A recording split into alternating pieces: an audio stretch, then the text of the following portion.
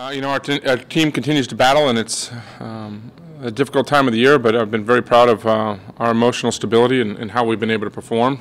We were tested on Wednesday night against Iowa State, going down 0-2, and came out of the break, and I thought we played our best volleyball of the season, and were very, very efficient in all ends of the game. And it was great to see. We know that we have that potential, but it's us getting in that rhythm and continuing that for the second half of the Big 12, because it's going to be a tough half for us. We're going to be on the road with some tough matches. So we're continuing to work hard in getting balance and getting kill production up.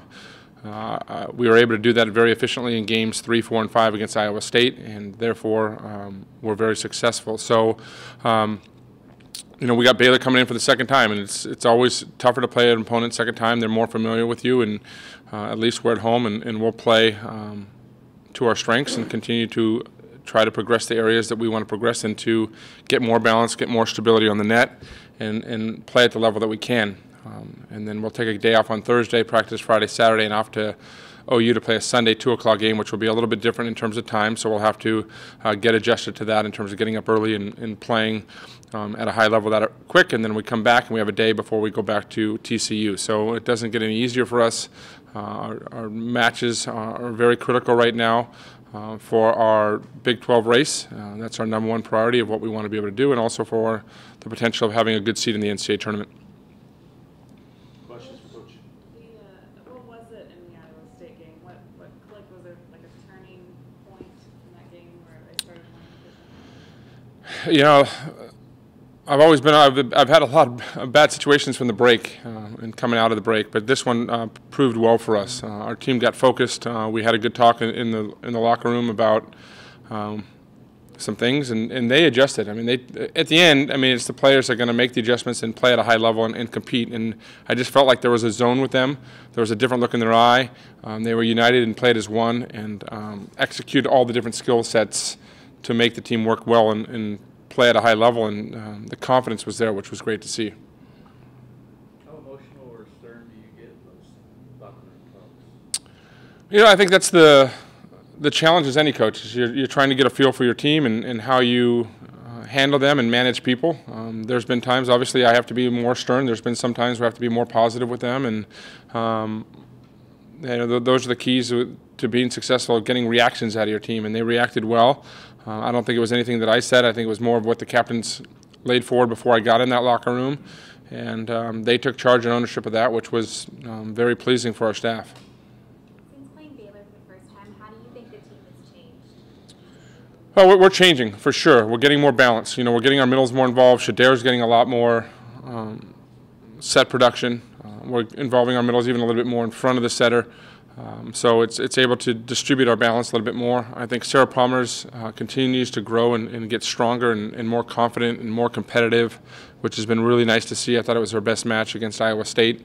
Hannah continues to improve, and even Kat's getting better and better on a daily basis, along with Molly. So there's some good things happening with our team right now.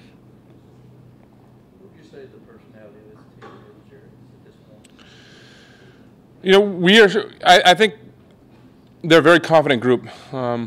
They're still getting to the point now where they kind of throw the first punch and get into that rhythm early. They still sometimes wait to see kind of what the environment's going to be like and what the tone of the match is going to be. But when they make a decision to get after it, they've done that. And it's they've been faced with some adversity. Being down 2-1 at Louisville and on the road, and down 24-21 at Kansas State, and obviously down 0-2 against Iowa State. It's been really nice to see. There's never been a panic. There's times on the bench where we're down, and I just have a feeling that we're just going to come back and be methodical and win the match. And I've never felt that. And in years past, we've had some anxiety issues. So I'm pleased with our demeanor and our ability to kind of respond and just stay kind of at the task at hand of playing that point.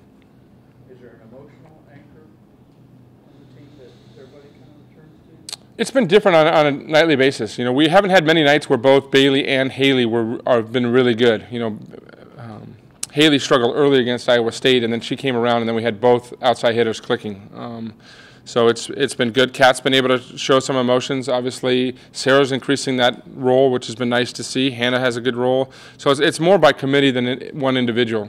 Kat's had some great nights, and same with Molly. So we're pleased with that aspect of it. But somebody as far as the rah-rah person really gets everybody interested. Yeah, the team more importantly than not is that they all compete at a pretty high level. Sometimes if we lose a player, that's kind of where our focus has been. We're trying to make sure that if we lose a player in terms of them not playing well, that they still continue to give and find good skill sets in the areas that they can perform. So I've been pleased with our ability to compete when we've kind of been in the mix. We've grown. It's not that we're perfect. We've still got a long way to go in that area. But I think it's the area that we can just take over from the beginning of a match and consistently do that. We've had some tough breaks coming out of the breaks or coming out of a first game win and then kind of starting off slow.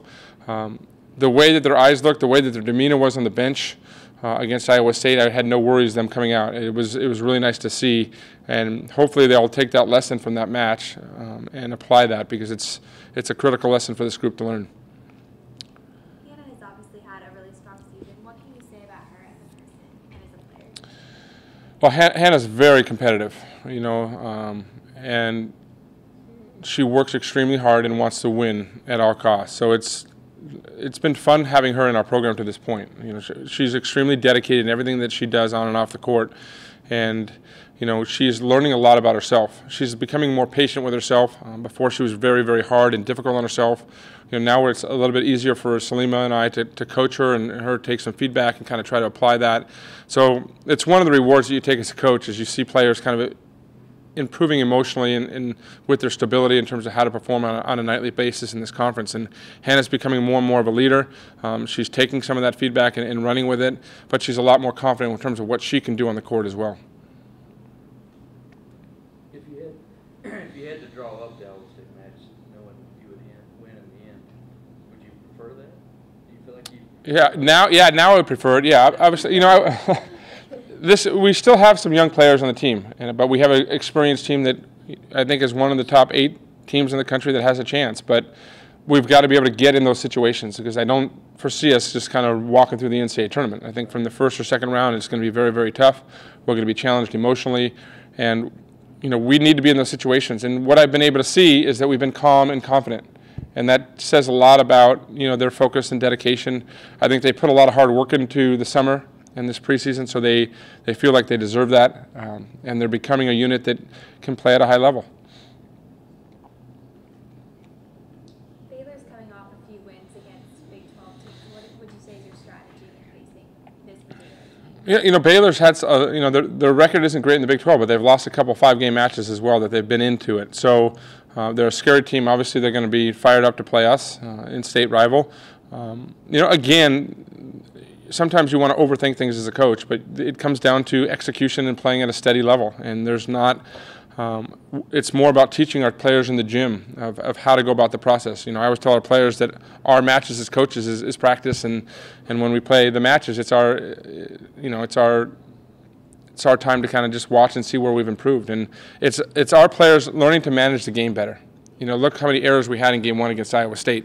Now, Iowa State played very well offensively, but we contributed probably 12 errors in that game, 10 to 12 errors in that game, if I recall. And it's hard to beat a team in that area. And then we became very efficient. So it's when we have poor swings, aren't taking accountability for good touches, is when we get in trouble. But we'll have to execute at a high level and play at a high level, because Baylor is going to play with everything they have, because their back is against the wall right now trying to make this NCAA tournament. Haley didn't struggle against Iowa State because she's from Iowa and put too much pressure on her. No, I mean, she played phenomenal last year against them. So it was, she had a couple really good matches prior to that. And, sometimes teams key on you a little bit more. It takes you a little bit more time to kind of get a rhythm. And the biggest thing for me is it was great to see her struggle, because all great players struggle at some point in their careers or at some point throughout the season. But it's how they respond to those struggles and get to a point where they can regain their confidence and keep swinging. And the great ones are able to do that. You've always looked at like the Michael Jordans, who missed a lot of shots and continues to shoot to find his rhythm. Haley kept swinging, and we found her rhythm, and she ended up taking over the match along with Bailey and Shader.